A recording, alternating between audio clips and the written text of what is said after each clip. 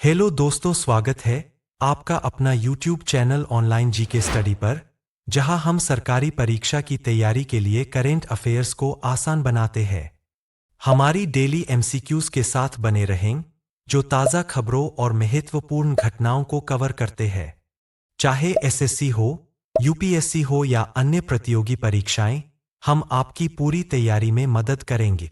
Channel को subscribe करें और बेल आइकन को दबाएं ताकि आप सबसे महत्वपूर्ण करेंट अफेयर्स प्रश्नों से जुड़े रहें और अपनी परीक्षा में सफलता पाएं। प्रश्न 1। हाल ही में किस राज्य ने मेलुरी उपमंडल को एक नया जिला घोषित किया है?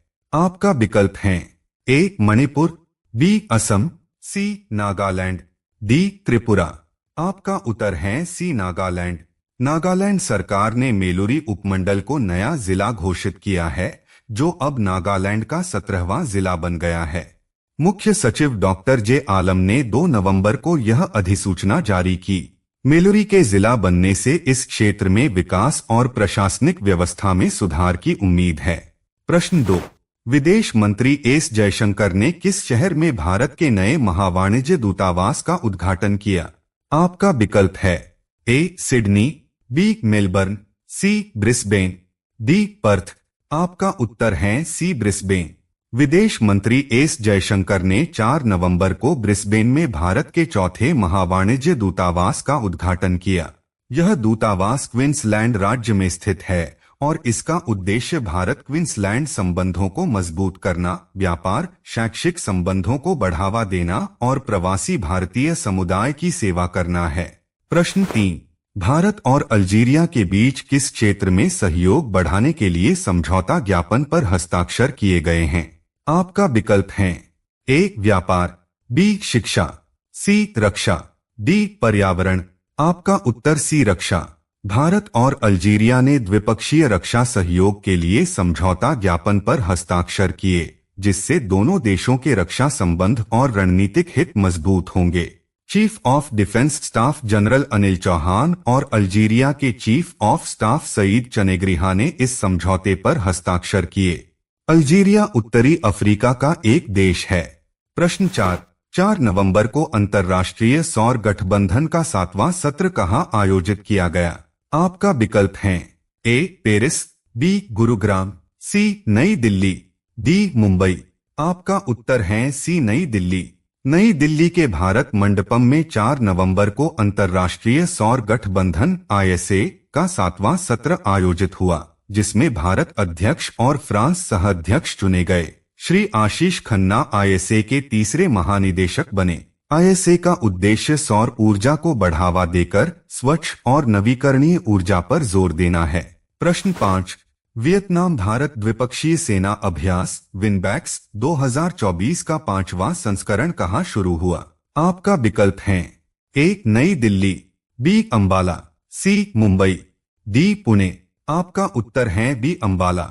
हरियाणा के अंबाला में वियतनाम भारत द्विपक्षीय सेना अभ्यास विनबैक्स 2024 का 5वां संस्करण शुरू हुआ। इसका उद्देश्य दोनों देशों की संयुक्त सैन्य क्षमता बढ़ाना है। इस संस्करण में सेना और वायु सेना के कर्मियों द्वारा पहली बार सैन्य स्तर पर भागीदारी में वृद्धि की जाएगी। प्रश्न 6। Sunflowers were first ones to know का निर्देशन किसने किया है? आपका विकल्प हैं A Suraj Thakur, B Manoj V, C Chidananda S Naik, D Abhishek Kadam. आपका उत्तर है C Chidananda S Naik. FTII की छात्र film sunflowers were first ones to know ने 2025 के ऑस्कर के लिए लाइव एक्शन शॉर्ट फिल्म श्रेणी में अर्हता हासिल की। इसका निर्देशन चिदानंद एस नाइक ने किया था और इसने कान फिल्म महोत्सव में पहला पुरस्कार जीता। यह कन्नड़ भाषा की फिल्म है। प्रश्न 7। हरमीत देसाई ने पुरुष सिंगल्स के फाइनल में किसे हराया? आपका विकल्प हैं A Kritika Roy, B Joseph Ride, C Daniela Fonseca, D Wang Kaibo. आपका उत्तर है B Joseph ride.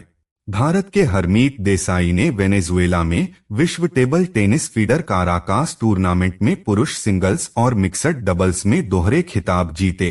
Mixed doubles में उन्होंने कृतिका रॉय के साथ क्यूबा की जोड़ी को हराया, जबकि पुरुष सिंगल्स में फ्रांस के जोसेफ राइड को 3-0 से हराया।